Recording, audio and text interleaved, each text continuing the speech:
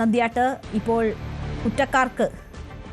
കുറ്റക്കാരെന്ന് കോടതി കണ്ടെത്തിയവർക്കുള്ള ശിക്ഷാവിധിയാണ് പ്രഖ്യാപിച്ചിരിക്കുന്നത്. താങ്കൾ എങ്ങനെയാണ് അതിനെ നോക്കിക്കാണുന്നത്? കോടതി പറയുന്നത് എന്തോ അത് കേൾക്കാൻ ബാധ്യസ്ഥരാണല്ലോ ഓരോ മലയാളിയും. ഈ രാജ്യത്ത് നിയമം അനുസരിക്കുന്ന, നിയമത്തെ ബഹുമാനിക്കുന്ന എല്ലാ പൗരന്മാരും കോടതി എന്ത് പറയുന്നു അതാണ് ഈ രാജ്യത്തിന്റെ അവസാന വാക്ക്. കോടതി ശിക്ഷ വിധിച്ചിരിക്കും. അപ്പൊ അതിനെ അംഗീകരിക്കുക എന്നുള്ളതാണ് ഓരോ മാതൃകാ പൗരന്റെ ഉത്തരവാദിത്വം. പക്ഷേ ശ്രീ സജി നന്ദ്യാട്ട്, ഈ കുറ്റകൃത്യം കോടതി തന്നെ സംശയങ്ങൾക്കിടയില്ലാത്ത രീതിയിൽ സ്ഥിരീകരിച്ചിട്ടുള്ളതാണ്, കുറ്റകൃത്യം നടന്നിട്ടുണ്ട് എന്ന് കണ്ടെത്തിയിട്ടുള്ളതാണ്. പക്ഷേ അതിന് ലഭിക്കേണ്ടുന്ന ഏറ്റവും കുറഞ്ഞ ശിക്ഷയാണ് കോടതി ഇപ്പോൾ വിധിച്ചിരിക്കുന്നത്. അതിൽ നിങ്ങൾക്ക് നിരാശയില്ലേ? അല്ല, ഒന്നാം പ്രതിക്ക് കുറച്ചുകൂടെ ശിക്ഷ കൊടുക്കേണ്ടതായിരിക്കണം. കാരണം ഇവിടെ ഇങ്ങനെ ആവർത്തിക്കാൻ പാടില്ല. നമ്മുടെ സമൂഹത്തിൽ നമുക്ക് എല്ലാവർക്കും ജീവിക്കണ്ടേ. സമൂഹത്തിൽ അന്തചിത്രം പരത്താതെ, സമൂഹത്തിൽ സമാധാനത്തോടെ പരസ്പരം സ്നേഹിച്ചും ബഹുമാനിച്ചും ആരും ആക്രമിക്കപ്പെടാതെ ആണും പെണ്ണും തുല്യരായി ഇവിടെ ജീവിക്കണം. സമാധാനം ഈ സമൂഹത്തിൽ പുലരണം. അതിന് കോടതികൾ ഇന്ത്യയെ സ്ഥാപിച്ചത് മനുഷ്യന് നീതി ലഭിക്കാനാണ്. പോലീസും കോടതി ഗവൺമെന്റും ഒക്കെ ഉള്ളത് മനുഷ്യനെ പ്രൊട്ടക്ട് ചെയ്യാൻ. അവനിവിടെ ജനിച്ചു വീഴുന്ന ഓരോ ജീവജാലങ്ങൾക്കും ഈ ഭൂമിയിൽ ജീവിക്കാൻ അവകാശമുണ്ട്. മനുഷ്യന് മാത്രമല്ല, എല്ലാ ജീവജാലങ്ങൾക്കും.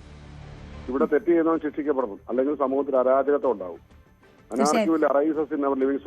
ഇതിന്റെ പ്രതിപട്ടികയിൽ ഉൾപ്പെട്ട 8ാം പ്രതിയെ ഉൾപ്പെടെ ശക്തമായി ന്യായീകരിക്കുന്ന വ്യക്തിയാണ് താങ്കൾ. താങ്കൾക്ക് പോലും 1ാം പ്രതിയുടെ ശിക്ഷ ഇത്രയും പോരാ എന്ന് ചൂണ്ടിക്കാട്ടേണ്ടി വരുന്ന ഒരു സാഹചര്യം ഉണ്ടായിരിക്കുകയാണ്.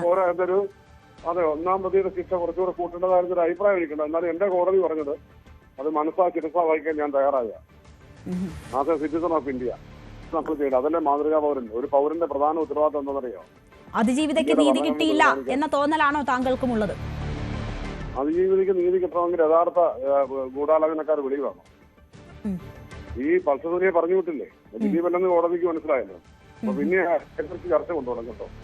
നമുക്ക് വേണ്ടത് യഥാർത്ഥ പ്രതിയില്ലേ, അല്ലാതെ ഏതെങ്കിലും ഒരാളെ വളർച്ചയിൽ അസുഖമുണ്ട് അയാളെ പിടിച്ച് ഫാബ്രിക്കേറ്റ് ചെയ്ത സ്റ്റോറി ഉണ്ടാക്കി അയാളെ പ്രതിയാക്കുന്നതാണ്. യഥാർത്ഥ പ്രതി ശിക്ഷിക്കപ്പെടുമ്പോഴാണല്ലോ അതിജീവിതയ്ക്ക് നീതി ലഭിക്കുന്നത്.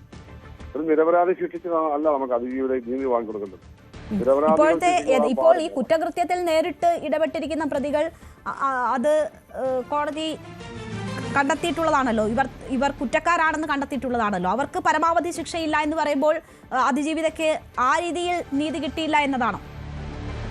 കോടതിയുടെ മനസ്സിലിരിക്കുന്നത് എന്താണെന്ന് നമുക്കറിയില്ല. വെർഡിക്റ്റ് വരുമ്പോൾ നമുക്കറിയാൻ പറ്റില്ല കോടതി എന്താണ് ഉദ്ദേശിക്കുന്നത്. അപ്പൊ കോടതിയുടെ മനസ്സിലിരിക്കുന്നത് എന്താണെന്ന് അറിയാൻ പറ്റില്ല. പക്ഷെ കോടതി പറഞ്ഞതിനെ ബഹുമാനിക്കാനേ ഒരു പൗരനെ എനിക്കാവത്തുള്ളൂ. വിമർശിക്കാൻ ഞാൻ ആളല്ല. പക്ഷെ എനിക്കൊരു സ്വകാര്യ എന്താ പറയാ, ഇന്ന് കോടതി പോലും പറഞ്ഞത് വിധിയെ വിമർശിക്കാമെന്നാണ്. വിധിയെ വിമർശിക്കാം നമുക്ക്. അതെ, വിധിയെ വിമർശിക്കാം. പക്ഷെ ജഡ്ജിയെ വിമർശിക്കാനും ജഡ്ജിയുടെ കുടുംബത്തെയും ജഡ്ജിയെയും വ്യക്തിപരമായി വിമർശിക്കാനുള്ള അവകാശം വിമർശകർക്ക് അതെല്ലാം കേസ് കൊടുക്കുക. അങ്ങനെയൊന്നും നമ്മൾ വിമർശിച്ചില്ലല്ലോ. ഞാൻ വിധിയെ പറ്റിയാണ് ചോദിച്ചത്.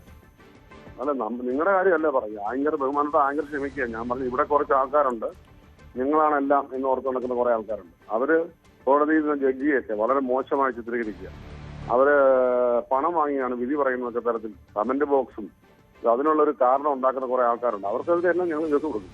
ശരി, എന്തായാലും ശിക്ഷാവിധി വന്നിരിക്കുകയാണ്. വിധി പകർപ്പ് ഉൾപ്പെടെ പുറത്തേക്ക് വരും. അപ്പോൾ താങ്കൾ അനുകൂലിക്കുന്ന 8ാം പ്രതി ഉൾപ്പെടെയുള്ളവരുടെ വിടുതൽ എങ്ങനെ ഉണ്ടായി എന്നത് സംബന്ധിച്ചുള്ള കാര്യങ്ങൾ കൂടി കൂടുതൽ വ്യക്തമായി പുറത്തേക്ക് വരും. എന്തായാലും 8ാം പ്രതിയെ അനുകൂലിക്കുന്ന സജി നന്ദ്യാട്ടിന് പോലും പറയേണ്ടി വരികയാണ് ഈ ശിക്ഷാവിധി. 1ാം പ്രതിക്ക് ഉൾപ്പെടെ കൊടുത്തിരിക്കുന്ന ശിക്ഷ കുറഞ്ഞു പോയി എന്നത് പറയേണ്ടി വരികയാണ്. അതിജീവിതയുടെ അപ്പോഴത്തെ അവസ്ഥ എന്താകും എന്നത് നമുക്ക് ഊഹിക്കാവുന്നതേ ഉള്ളൂ. അതിജീവിതയ്ക്കും അതിജീവിതയെ അനുകൂലിക്കുന്നവർക്കും നീതി കിട്ടിയിട്ടില്ല എന്ന വലിയ തോന്നലാണ് ഇപ്പോൾ ഉളവായിരിക്കുന്നത്.